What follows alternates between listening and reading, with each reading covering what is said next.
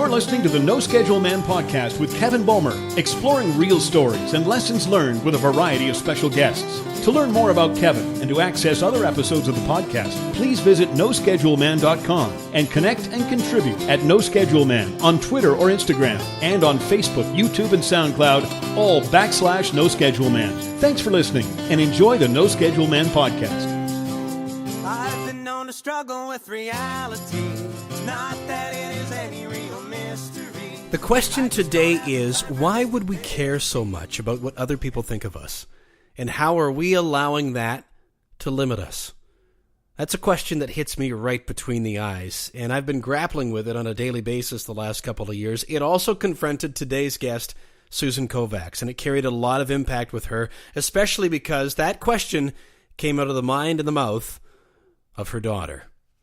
Welcome. I'm Kevin Bulmer. Today we're exploring the journey of Susan Kovacs, a performance and mindset coach who has really walked a fascinating path so far, and she shares it with us in this conversation. 30 years after being diagnosed with multiple sclerosis and living those decades under the cloak of limitations suggested by both doctors and the disease, Susan competed in and completed her first triathlon.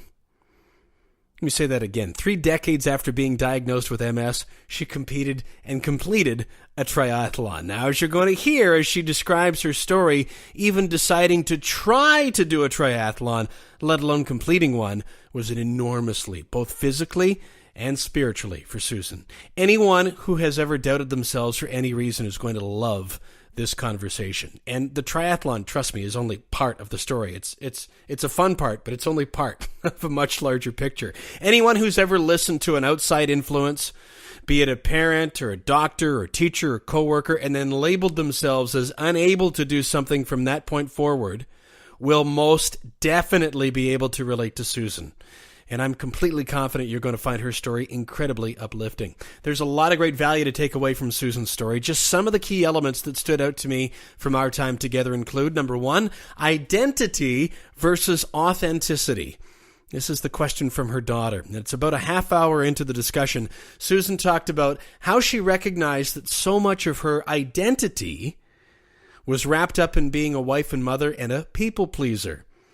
And when her daughter asked her why she cared so much about what other people thought of her, she realized that she'd had an identity, but that was not really a reflection of who she was authentically. And there's a big difference between the two. And the people-pleasing thing is something that has been coming up over the last 5 or 6 weeks, seems to be the theme of the summer so far in 2017 while we're recording this. But identity versus authenticity, they are not the same thing, and it's important to understand the difference between the two. Number 2, as Susan said, hitting delete on the self-talk tape.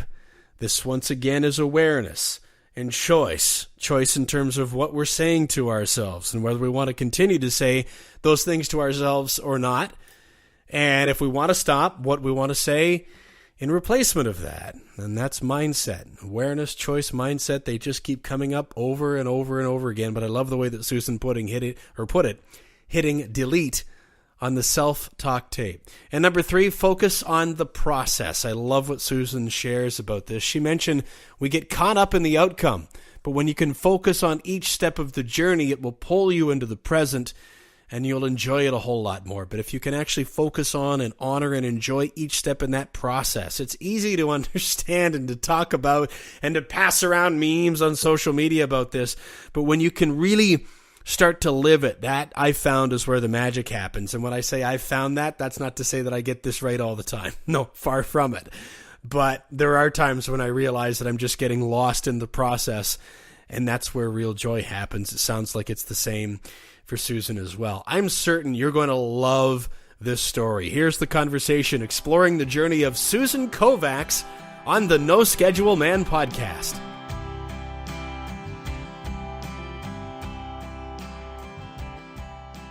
Susan, I'm going to give some of your own words back to you.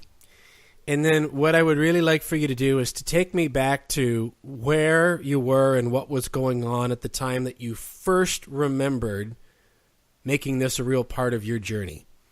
Here are the words. My body achieves what my mind believes. What comes to mind?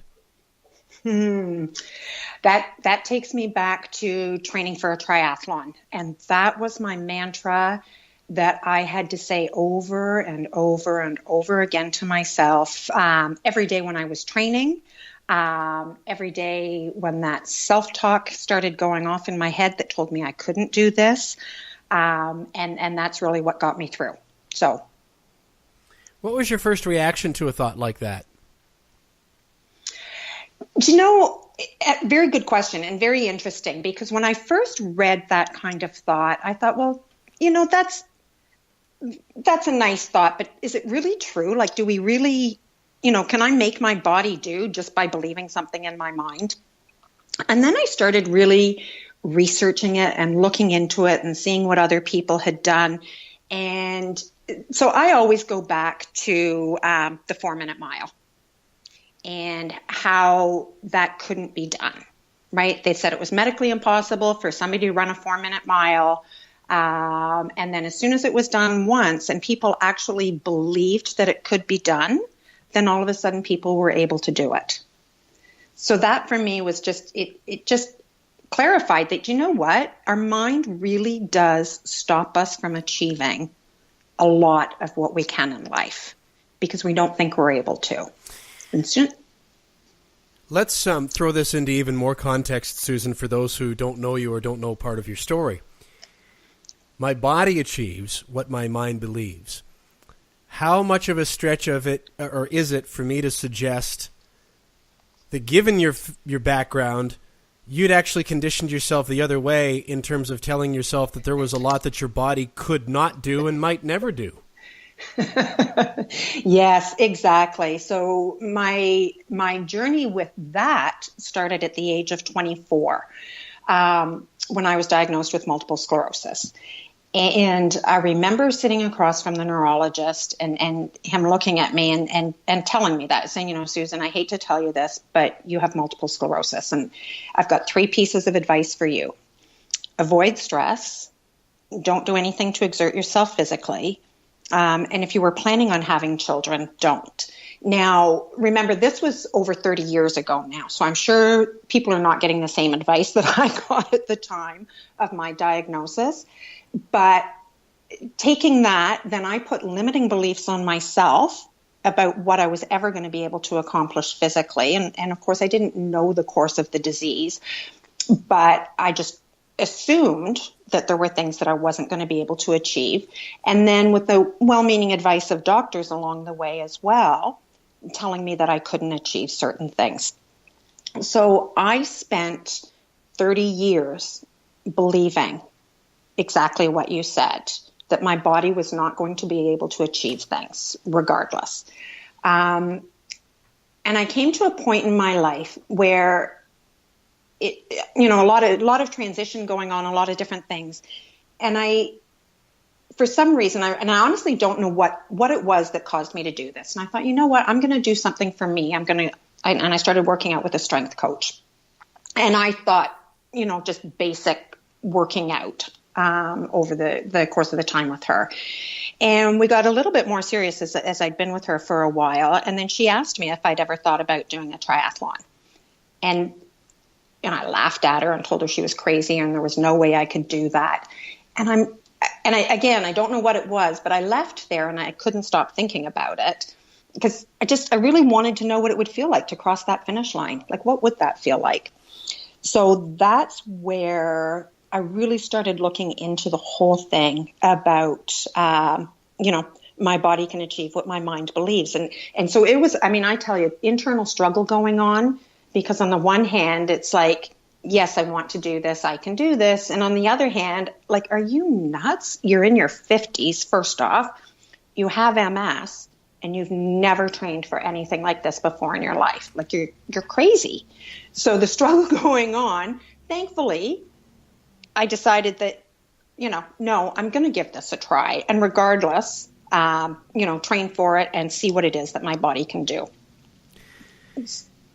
Let's go back a little bit. For those of us that don't have a really clear understanding, can you give me the 30,000 foot overview of what multiple sclerosis is and what it does to you?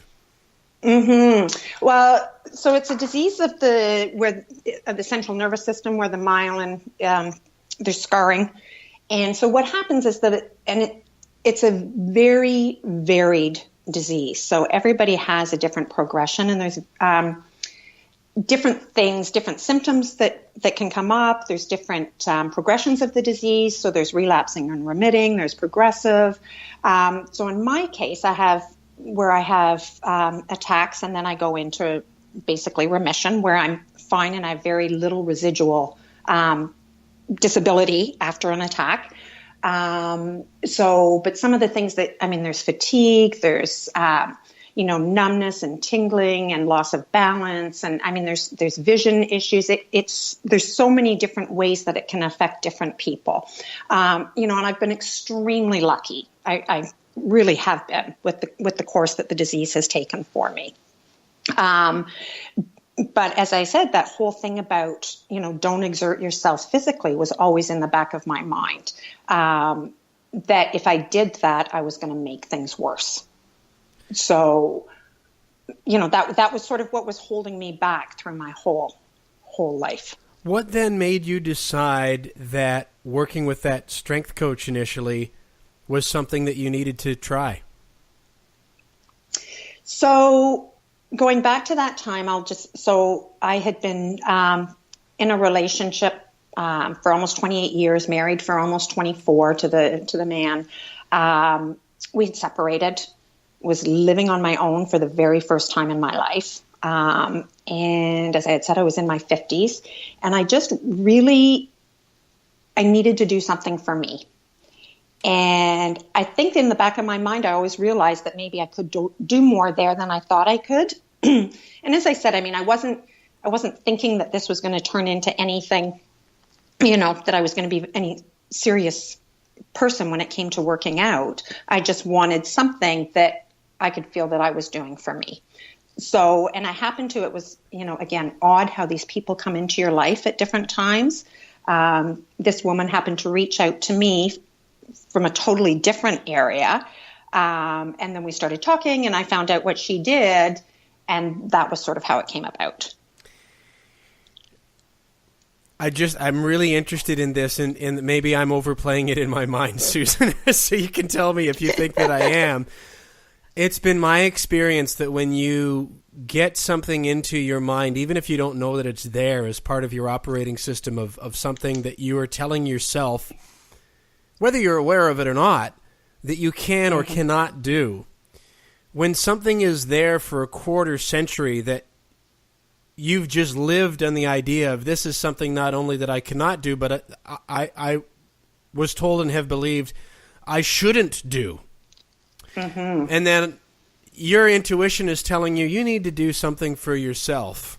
That one of the things that you turn toward is that very thing or one of the three things that the doctor had told you all those years ago not to do.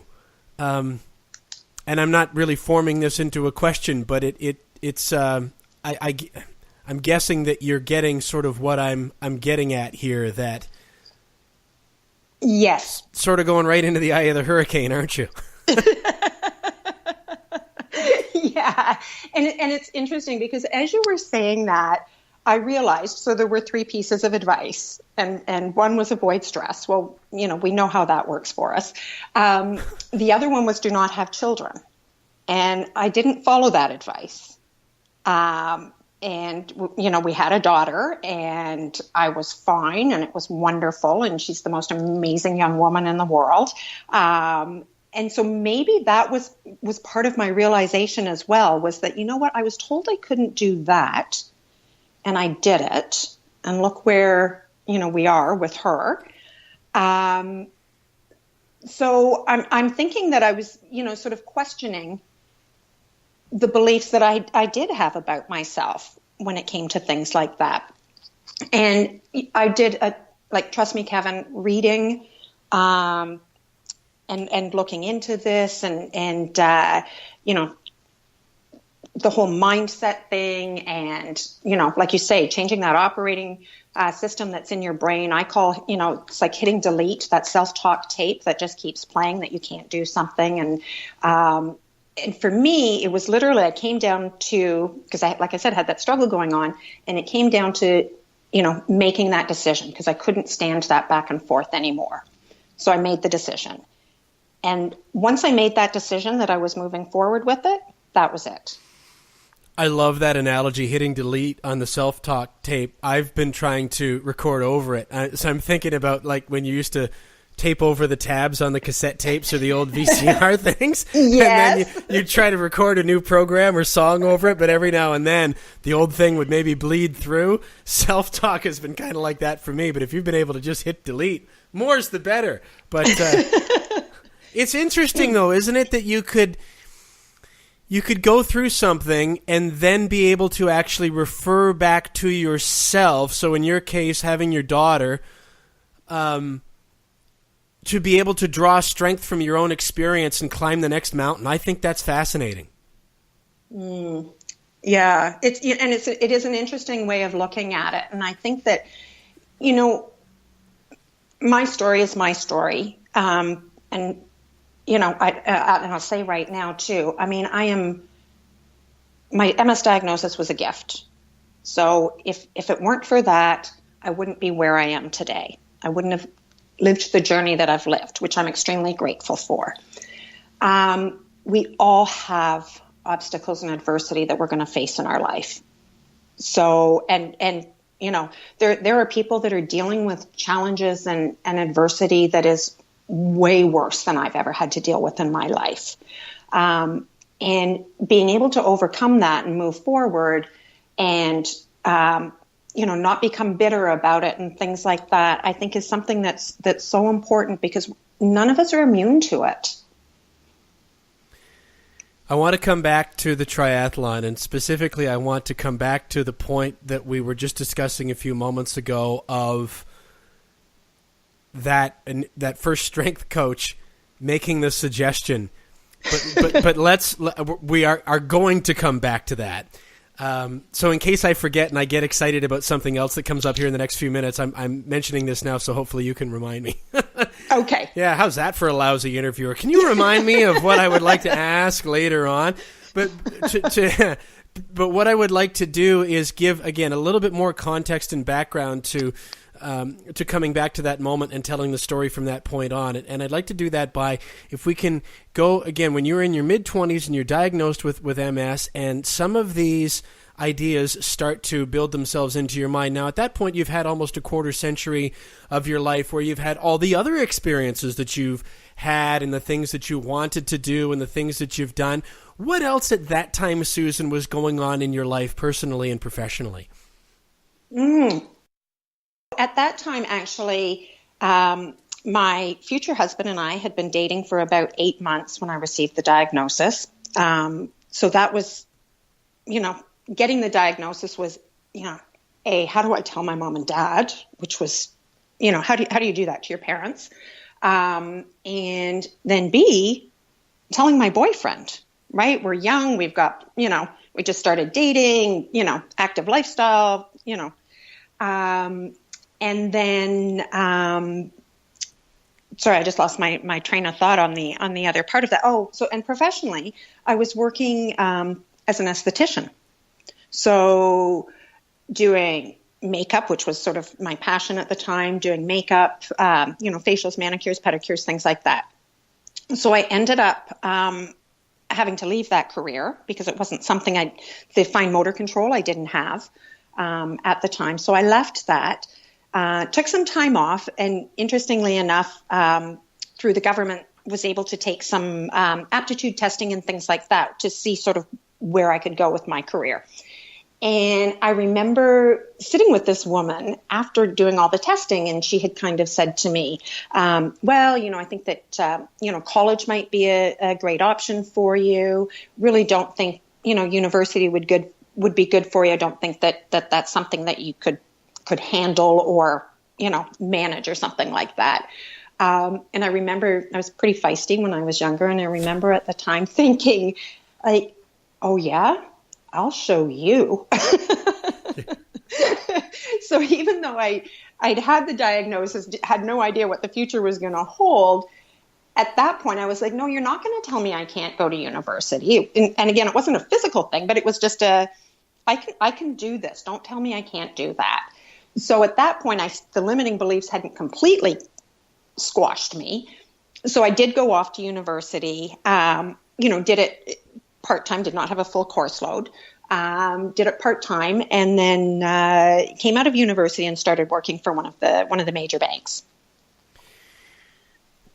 Prior to that, what was it that you, and I think you've already answered part of this question, but when you were going maybe through high school initially in that part of your life, what were the things that you envisioned that you were going to be doing with your life?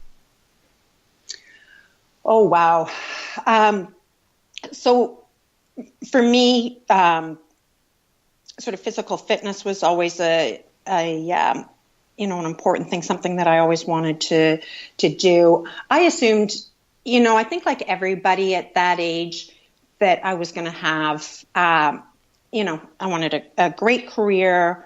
I wanted to travel. I wanted to have, a wonderful family life. I wanted to be healthy. Just be able to, look forward to the future, whatever that was going to be. I mean, I didn't have any grand, I was going to be CEO of a company or anything like that. I didn't have any visions like that, but I just I've always been a very happy person. And so that for me was the big thing. Be happy, surrounded by joy, peace, things like that. I ask that for a few different, somewhat selfish reasons, Susan. Well, I've got two boys. At the time we're recording this, they're 14 and 11, and both of them have been coming home from school having been asked the question, what are you going to be? What are you going to do? And I don't think necessarily that the longer I'm hanging around on this big blue globe, that's something that we decide so much as something that we accept. But now I'm steering us into a different path. It sounds like you just had a thought there. I did. And when I hear you say that, because it is such a, what are you going to be? What are you going to do? And what I like to ask is, who are you going to be? Yep. Or who do you want to be? Yep.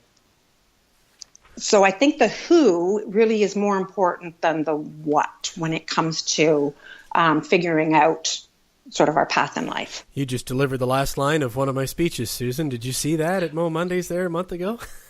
No, I couldn't make it that night. I did not. I'm teasing, but it's an example of that's not what I would have told you for most of my life up until fairly recently. But you've also added some other, I think, deeper layers of the context to what you've already shared. So, for instance, you described part of your secondary school days, which a lot of people would say is very formative in terms of who we really are.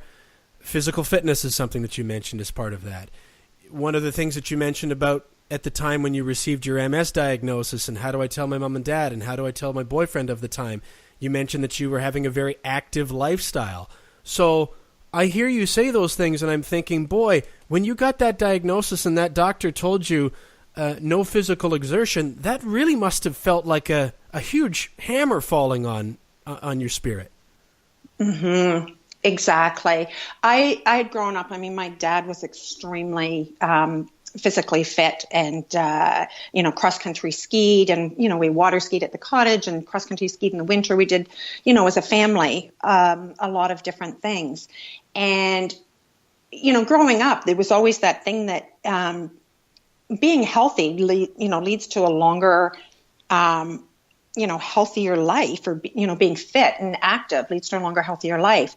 And so that was sort of getting that diagnosis. It was like, oh, I can't count on that anymore.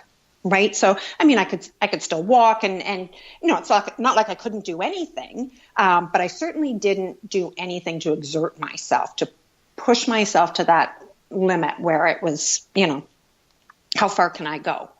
So, we golfed or, did things like that, but I certainly didn't really get the heart rate up too high and break a sweat. Let's put it that way. Yeah, well, I mean, you're basically told not to do one of the things that has brought you the most joy up to that point, and that you probably, and I'm presupposing now, Susan, but probably had been envisioning being a key part of your story going forward. You're also told, don't be a mother. 24-year-old woman told, I don't want you to be a mother. I don't even like the way that I feel physically when I even hear that coming out of my mouth. And, avoid stress. That's when you mentioned that, I thought that's pretty good advice for people in general. But how are we doing on that front? Maybe you and I can figure that out and patent it. I'm looking at those three things, and I'll move us on from this in a moment. But they feel really heavy to me, even separate from the fact that you've received this diagnosis of this other disease, and then there's all that to explore. What's all this about? What's that mean? But then, this sort of Damocles falls of don't do these things. That must have been a really challenging time. It was a very challenging time, and I felt, my thought at processing this afterwards, with the diagnosis and looking at, the potential future outcome of it. And again, anything can happen to any of us at any time. I didn't think who'd want to marry me. Yeah. Right. So, the whole thing about not having children at that point, I didn't even envision that. It was a blow, because that was something that I had always wanted, was a family. I grew up with three brothers and my mom and dad, and it was hectic and crazy and, a lot of love and fun. And I couldn't imagine not having that. But at that point, all I really saw was a solo existence at that point. And then, we ended up getting married, and it was wonderful. And then it was, at that point, it was like, what? I just wanted it. It was worth the risk. The reward was so much greater than the risk at that point. And I'm so grateful that I did it. And the interesting part now is that my daughter Julia is 25 now, so she's actually older than I was when I was diagnosed. And I look at it and I cannot imagine what went on for my parents at that time. I'm just thinking getting that diagnosis for my daughter now, what that would do. So it's just a different viewpoint now looking at it. And, give my parents tons of credit. They're amazing. Are they both still around? Actually, my mom passed away just under 2 months ago. So yeah, my dad is still here. He's 86 years old and he's still trucking. But yeah, we lost my mom just recently. One of the strongest women I have known in my entire life. Just a wonderful lady. So super grateful to have had her around for 81 years and super grateful to have been her daughter. Well, have been. No, that's what you are and always will be. Think of the... didn't call you on here to scold you. Sorry about that. Good point, though. Yeah. Think about the incredible gift you gave them. I think about what my kids do, and when they realize themselves and when they challenge themselves and when they achieve things, not to get a certificate or a ribbon or a trophy or anything like that, but by honoring, here we are again back to the who. And as you continued to reinvent yourself, both your mom and dad got to be able to see that. So that's pretty neat to think about too, from their perspective, I think. Mm-hmm. Yeah, exactly. And yeah, I know that they're both very proud. So that's nice. Let's go back to, you're told don't go to university, so you go. I'm starting to get an understanding of how you finished that triathlon now. Was that the sociology? Yes, that's right. I did a BA in sociology. What was it that made you choose that? Oh, you're going to laugh at this one, Kevin. So I went to university thinking that I was going to become a registered dietitian. So I started off with my first set of courses, selecting the sciences and things like that. Now, so I was 25 at this point, so called a mature student. So I didn't, the requirements were not the same as coming straight out of high school. So that lasted about the first week of university, and I realized there was no way I was going to be able to get through the science programs. So I went into the office, redid my schedule, and, picked psychology and sociology and English and just some general things. And I was really enjoying sociology, and I was really enjoying psychology.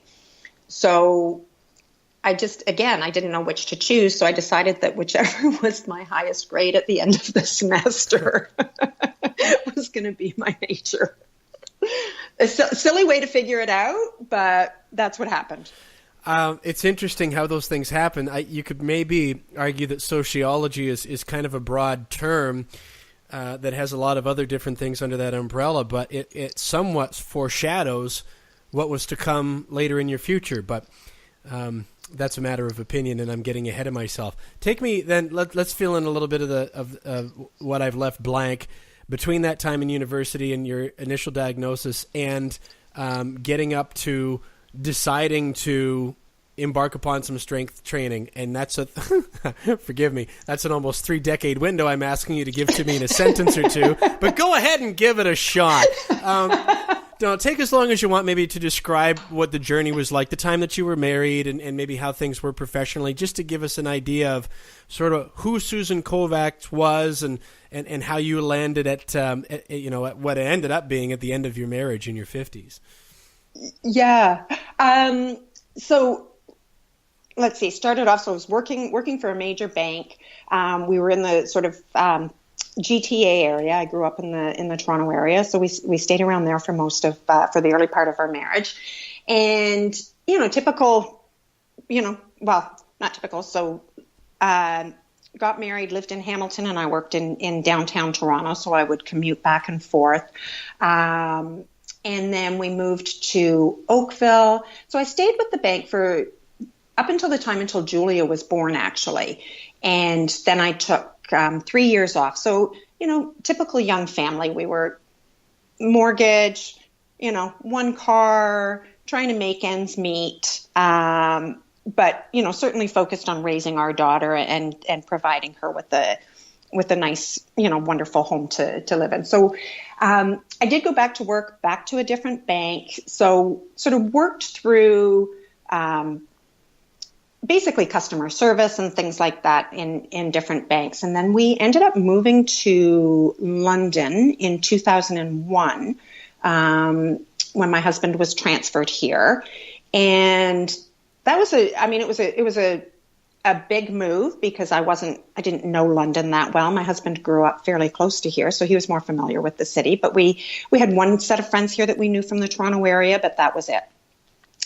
So big move. Julia was 9 at the time, but really liked it. So came here, worked part-time at a bank here, ended up going and working for 2 investment brokers for 7 years, which was great. So, it was the typical, I looked back on it and it was, great. But I realized that I wasn't really myself. I wasn't really authentic in who I truly was. And it was, how you get kind of caught up in the house and the cars and that kind of stuff. But, we were able to travel a lot and, family vacations and things like that. So it was a really nice life. I look back on it now and I just kind of think that I lived kind of small. I lived sort of how I thought I was supposed to be and who I was supposed to be. So we're coming back to that who again. So yeah, but I mean, great man, great family. So not all bad. You've said some really interesting things. One of them I'm going to ask you to explore a little bit more, Susan, is you said, I realized I wasn't really myself. I wasn't authentic. I'm trying to figure out how to ask because that sounds like a description born of hindsight and further exploration in someone who, as you mentioned earlier, has done so much reading and development on mindset and whatnot. But what were, as best as you can remember back in that time, what are some of the ways that awareness or maybe discomfort in looking at yourself was starting to show itself to you? Do you know what really comes to mind is that I was constantly searching. I was never just happy where, I was always looking for something that was missing in me, or, so I was, reading books and taking courses and doing all these things. I just didn't feel that I was all there. And I remember, somebody mentioning to me at one point too, like, man, you read a lot of those books. But I look back on it and I just knew something wasn't quite settled with me. And that's really the only way I can describe it. And I really didn't have enough awareness around it at that time to know what it was. But I was just missing something. I'm wondering what eventually led the marriage to dissolve. So that was, people grow and change and things like that. And I think that the realization came to me, and I'm, obviously over time, that I wasn't happy and I wasn't authentic, and I couldn't be in that relationship. And that, I think, was and it was certainly not one person or the other, and nothing, major happened. And it was just a dissolving of the relationship. And he's a wonderful man, and we are, I know you and I are both on the summit, the single parent summit.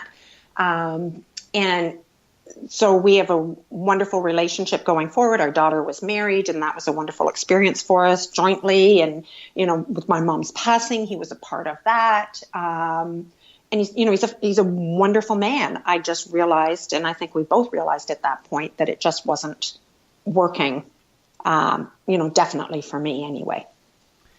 How fair is it to say that at that point you knew that something was either missing or off, but you didn't quite know what it was? Oh, that's 100% exactly it. And I guess I'm just really rephrasing exactly what you just told me, so that's probably why it's correct. But I guess what I'm trying to get more across, Susan, is that's a brave move on your part and on your former husband's part to recognize that and honor it by making what can be a really difficult change, to have the courage to move forward without knowing what you're moving forward to. And maybe that's a better way for me to say it. Is that what you felt like you were doing at that time? Yeah. And I was scared to death. I mean, I had never lived on my own. It was completely foreign to me. My identity was so wrapped up in being a wife and a mother. And then there was that, a part of me was like, I failed because, when I got married, that was for life. So there was that aspect of it as well. And I had, there was that sense that I, could create something, but I just didn't know how I was going to recreate my life at that point and what that was going to look like.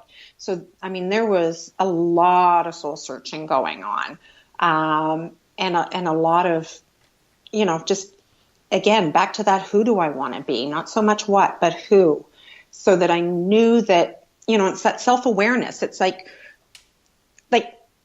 am I really truly being me, or am I being the me that I think I'm supposed to be? And when I looked at that, and that's what was off, was I was being the me I thought I was supposed to be, not who I truly was. And I'm not sure that I had ever truly been that in my entire life. Going back to childhood, actually up until recently, I was the people pleaser, and I wanted everybody around me to be happy. Conflict was not something that ever sat well with me. So I was always the one that was trying to, and I happen to be a Libra, so everything has to be balanced. So I always wanted everybody to be happy and cheery and that kind of thing. So that's how I spent that's how I saw myself. So I never really was able to just be me because I was so worried about pleasing everybody else. And it just reminded me of something that my daughter said, and it's amazing the lessons we learn from our children, and how really brilliant they are and how they see things from their lens that we can't see from our own. And I think Julia was about 18 at the time. And I don't even remember what the situation or the discussion was. I just remember her standing there and looking at me, and she said, "Mom, why do you care so much about what other people think of you?" And I was just like, she's right. I lived my whole life worrying about what other people thought. And that was a real, that's one of the aha or, smack you on the forehead moments where I had never really seen that, but she was exactly right. So I think that was sort of a beginning for me where I started processing it more and realizing things. I'm sitting here with a great big grin on my face that your daughter held that mirror up for you. My two sons are, I'm trying to think of how to say it, Susan, but I'll just say we're a team. We don't believe in there's a parent and then the children paradigm. We're all in it together. We all have our own perspective. We all have a voice and have value. And our rule is we all work together, and eventually we all get what I want or what we want. And it's just really pleasing to me to hear that something that was so formational came from the person that wouldn't exist if you had taken that doctor's advice absolutely. Exactly. Yeah. And as you know, our children are such gifts to us. And like you said, her holding up that mirror for me, it was one of the moments in my life that I will never, ever forget. And that she did that for me, and that she had, I'm not sure that I could have said that to my parents at that age. So that she was a strong enough person where she felt, you know what, I'm going to say this to you, Mom, this is what I feel. So yeah, grateful for her for that. Gives you hope, doesn't it? For generations from now, you start to fill in the pieces of, and now I'm interjecting my own opinion onto this, but that's what you just mentioned. That's something that I talked to my own mom about. Can you imagine if you could have been friends with your mother, meaning hers, my grandma, on Facebook? What would it have been like if you could have Skyped your grandfather? It's amazing how the relationship that we have with our kids and they'll have with theirs is different than the other way around. And I find that hopeful. What about you? Oh, exactly. I do as well. And I find more people are becoming conscious of different things in life. And I think, the type of work that you do and the things that you talk about, and you're raising your children that way, and it's becoming more commonplace, I think. And I think that bodes so well for the future generations. We owe it to the world to become the best version of ourselves. And the younger generation picks that up and sees the possibilities that are out there for them, realizes that, as humans, we've got unlimited potential. We really, really do. It's just, again, it comes back to that mindset thing and believing what we're capable of. But I think people are becoming more conscious and more aware of these things now. And so that's going to trickle down through the generations. And that gives me a lot of hope. Yeah, this is Boy, you and I should probably be kept apart because I can think of so many things that I would love to talk with you about. What's a better operating system? To be the parental figure that poses itself as having all the answers all the time, which I could make an argument is the paradigm that a lot of us are sort of born and bought into. And I don't say that as a victim position, that's all an individual choice, but versus your kids seeing that you don't have all the answers, but you're moving forward anyway, knowing that they'll be revealed, or empowering yourself to be able to figure them out or see them as you go. So if as kids we grow up thinking that we're just supposed to know, I think it's easy to fill in the blanks of what the corollary to that is of, when you don't and how you react to that versus, well, I saw Mom move forward when she wasn't sure what the next light was that was going to be turned on. And so I may be unsure about this, but it's not a weakness not to know. I can keep moving forward anyway. Do you see what I'm getting at, Susan? Oh, exactly. Yeah. And so true, right? I mean, and I raised, very, I think a lot of us were that your parents knew best, yep. Right? And they were on a bit of a pedestal, that because they had life experience and all of these things. But no, I agree on 100%. When our children can see that we can be vulnerable, and yet still move forward, we don't know everything. Lord, nobody does, right? Like nobody does, but it's realizing that just taking those steps forward, taking action every day towards your goals. And, there's going to be failures and upsets and things like that. But again, you've got that conscious choice of, like you say, either being a victim to it or, the other one that it's, a lot of people walk around with a lot of conflict in their lives right now, right? Like it's just, they're frustrated, they're angry, they're just pissed at the world and everything's wrong. And it's just a choice. You can wake up in the morning and go like, I choose to be happy today. I choose whatever it is. And for kids to see, like you say, their parents not having all the answers, but being able to figure things out and working towards something, not being afraid, again, of what other people think or, what's right, what's wrong, not having any judgment around that kind of stuff, I think is an amazing way to raise families now. We've arrived now back at the point that we left a little while ago with a lot more context behind it, I think, Susan, and thank you for sharing so much. You had mentioned that you had so much of your identity wrapped up in being a wife and a mother. Mm-hmm. You had never lived on your own. You felt compelled to move forward, but you didn't know to what or where. So all of a sudden you're in this new world, still with that cloak of the MS diagnosis and all warned not to do. You decide that you're going to go and get some strength training, and that initial coach suggests triathlon.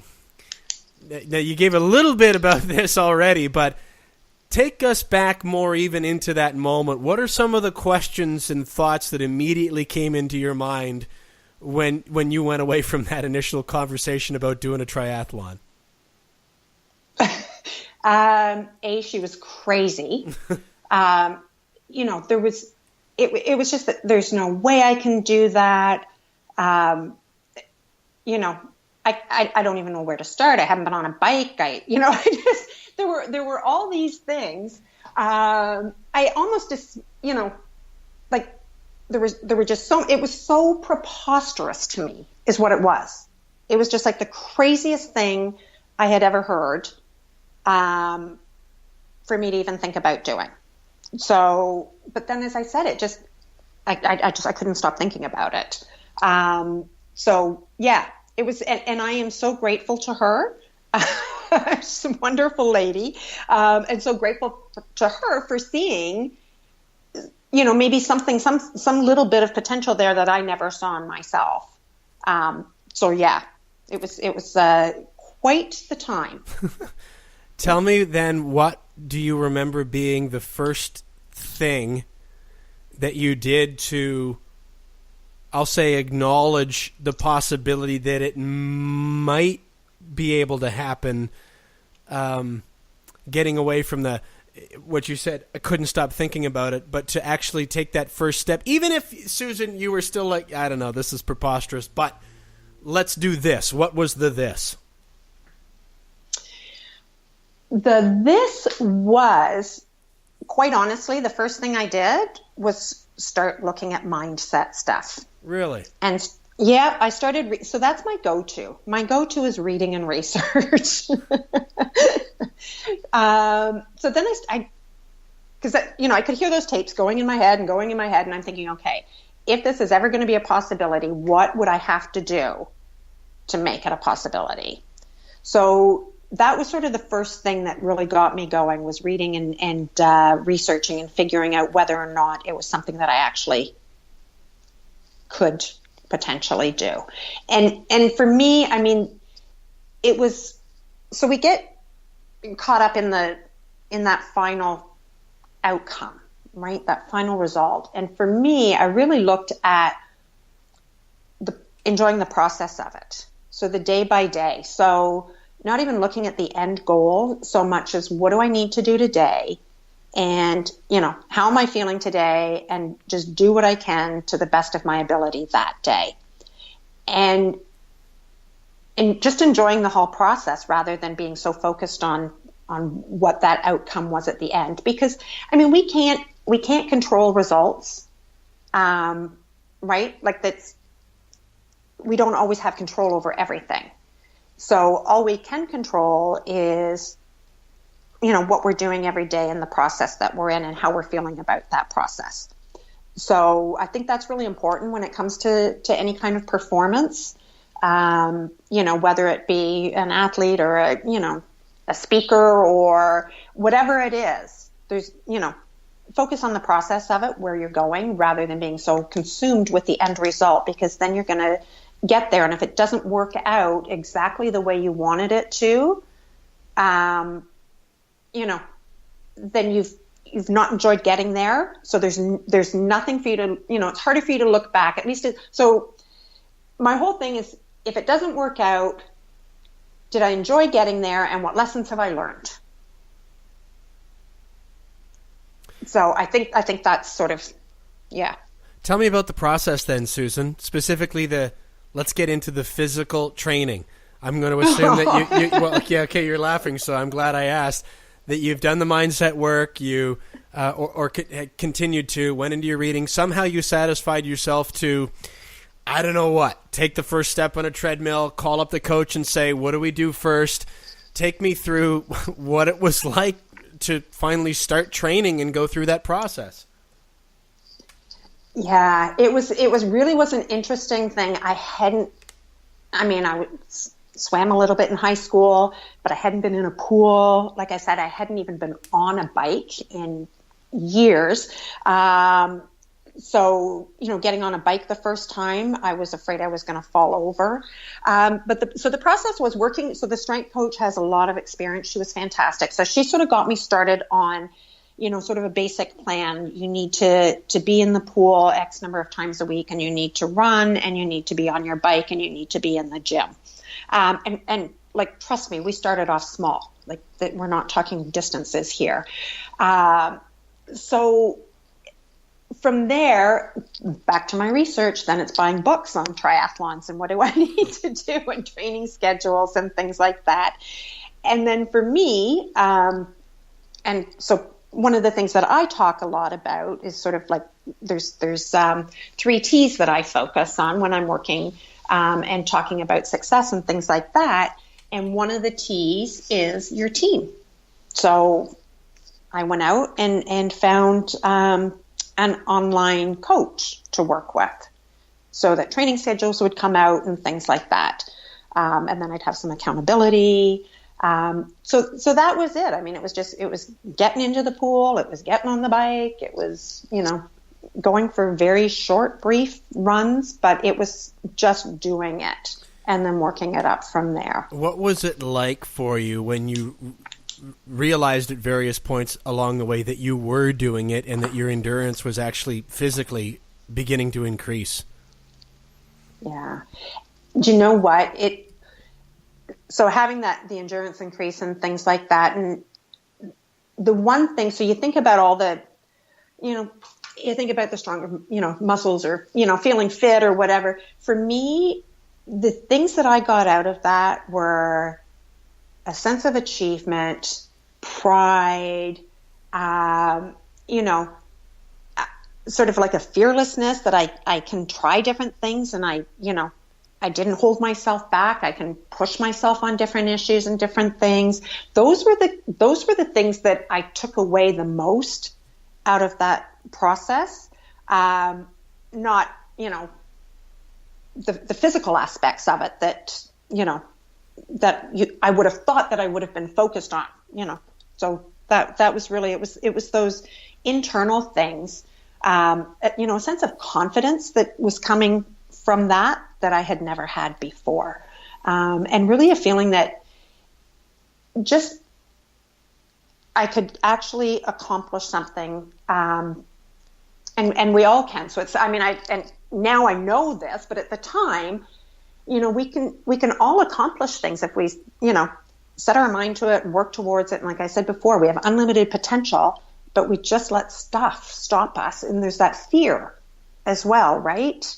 That, fear, and trust me, fear of being embarrassed. Am I going to fall off my bike? Am I going to, whatever it is, fear of failure, fear of success, all those things that, like we talked about, that tape in our head, it's running things in there. And it's, really what it's doing is trying to protect us, from any sort of being outside of our comfort zone, but it's making us live small. Like we're not trying things because we're letting that voice tell us we can't do it. And yet, hit delete or replace it, like you say, reprogram it. And, so that the confidence that I was gaining from that was really a big thing as well. Take me to race day for the first time. What was going through your heart and mind? What was it like? Oh boy. Jitters, nerves, excitement. I tell the story. So, getting into the gun goes and we're hitting the water and swimming, and then, the wetsuit's choking me, like the pressure. And I had practiced and done all the things you're supposed to do, but the pressure of the wetsuit on my chest was making it hard to breathe. I remember coming out of the water, legs are rubbery and running, and I could not get the wetsuit undone. And I'm thinking, oh my gosh, what do I do? Right? Because I'm trying to reach around. I can't pull the zipper down. So there was a gentleman running in front of me, and I ran up to him, and it's all I could do at the time. Right. And I'm thinking, I could see he was sort of struggling with his as well. So I thought, I'll ask him, if I unzip you, will you unzip me? Not the kind of thing you envisioned, right, in your visualizations as part of a triathlon? Not at all. So anyways, he unzipped his. So I was like, okay, I just got to ask, excuse me, like, could you unzip me, please? So, there was just a feeling of excitement and joy that I was actually doing this. And Julia was there with me. And I remember going out on the run, and there was a woman named Mary. And we seemed to be like just passing one another, right? Like I was not running. I don't even know what you want to call it, running. But I'd go in front of her and she'd run in front of me, and we'd go back and forth, and we sort of got to the turnaround, and we had our names on our bibs. So we were talking to each other and calling each other by name. And I remember saying, to her when we got to the turnaround, I said, like, hey, Mary, we just seem to be running, the same pace, but one in front. And I said, do you want to run back in together? Just right for company and cheer each other on. So we did. And, we're gasping for air, but trying to talk at the same time. And that, for me, meeting her was just, it's people. That's what brings me that joy. And being able to, to come with her. I remember coming across the bridge and seeing the finish line, and just the two of us is like, man, we're doing this. And then I crossed the finish line and I saw Julia there. And that was the moment. That was the best feeling in my life. And I've trained and had planned on doing some other ones and maybe will again in the future. Unfortunately, different things, adversity and things of health and things have gotten in the way. But, definitely something that in the fitness aspect is, something I'll never give up in that respect as long as I can, for sure. But it was, it's one of those days in your life, and I'm sure you've had them, Kevin, where it's just, it was a defining moment for me, really. How has all of that affected your professional life? It completely changed my professional life. So I, as I said, was researching mindset and things like that. And then I ended up leaving my career, going back to school, to a coach training school in the States, took a program, became a certified coach through them. And I now work with athletes, sales professionals, entrepreneurs, corporate leaders, helping them overcome those mindset things that are holding them back from achieving their goals.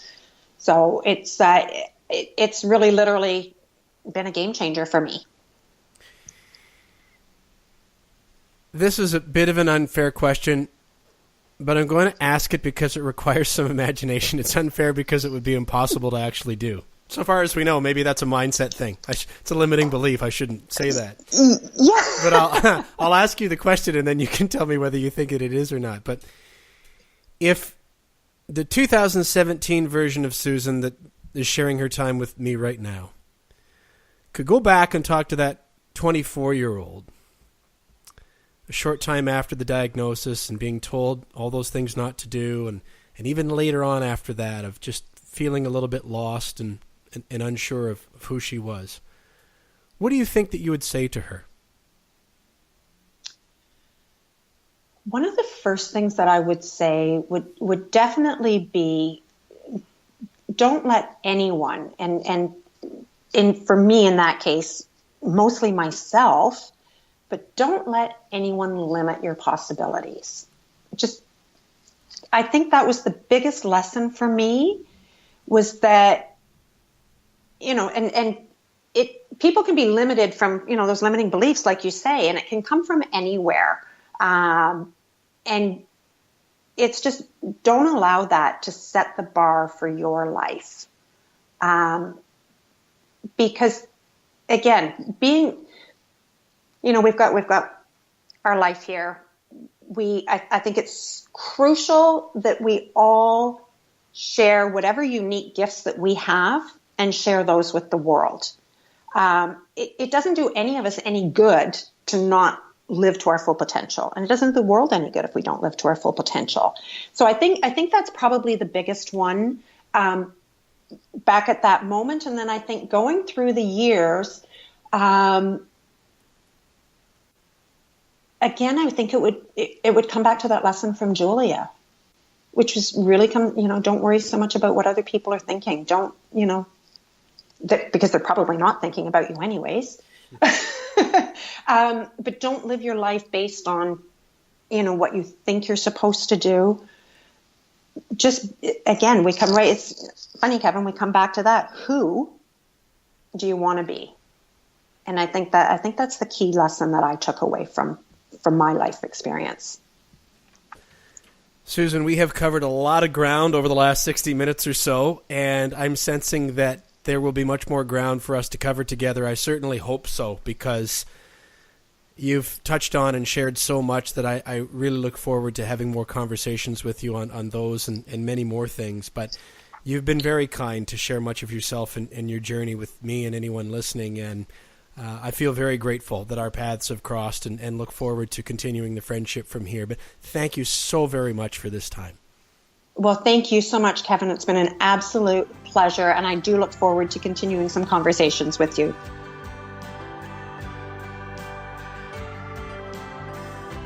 if you'd like to connect with Susan, you can do that online at her official website, which is higherfastersmarter.ca. higherfastersmarter.ca. I'm going to spell her name for you as well. Susan is Susan, and Kovacs is with a K, Kovacs. Susan Kovacs, Kovacs. You can find her on Facebook or LinkedIn. Links to her profiles are on her website at higherfastersmarter.ca. And they'll also be on the blog post for this episode at noscheduleman.com. This is episode 56. So if you want to search her name on either of those platforms, Facebook or LinkedIn, again, her last name, Kovacs, or just look on her website or on the blog post on my website. Also, if you're listening to this episode at or close to the time of its release, which is in July of 2017, watch for Susan's contribution in the Single Parent Summit. That's a free 7-day online event. I was just talking about that a couple of weeks ago with Tanya Adlita, who has created that event. Susan and I are both contributors to it and very proud to be. And you can learn more about it and see both what she has done and what I've contributed to it at thesingleparentsummit.com. thesingleparentsummit.com. And I will put the link to that up in the blog post for episode 56 up on noscheduleman.com as well. If you enjoyed Susan's story, I'm pretty sure you're going to enjoy these episodes as well. Episode 54, The Balancing Act of a Well-Lived Life with Tanya Adlita, who I just mentioned a moment ago, is the creator of the Single Parent Summit and a whole bunch of other things besides. There are a lot of parallels between what Tanya talked about and what Susan just shared in this episode. Have a look for that. I think you'll really enjoy it. It's episode 54. A few weeks before that, episode 49, Step into Life in a New Level of Mind with Angela Kontkin. There are a lot of parallels from what Angela shared with Susan's story as well. And episode 48, as soon as Susan brought up people-pleasing, I thought about Amanda Weber. And she's the subject of episode 48, The Paradox of People-Pleasing. And some of the things that are similar between that episode and this one that we're just wrapping up right now, finding your true purpose and your passion and really embracing who you really are, those are threads that run through all the episodes that I've just mentioned, including this one. You can find those and all other archived episodes of this podcast on iTunes or at noschedulemanpodcast.com. Please, if you're there, do take a moment to subscribe, share it, leave a comment, a rating, or a review. That really helps out, and I'd love to hear from you and know what you think. In the meantime, you can reach me at kevinbolmer.com.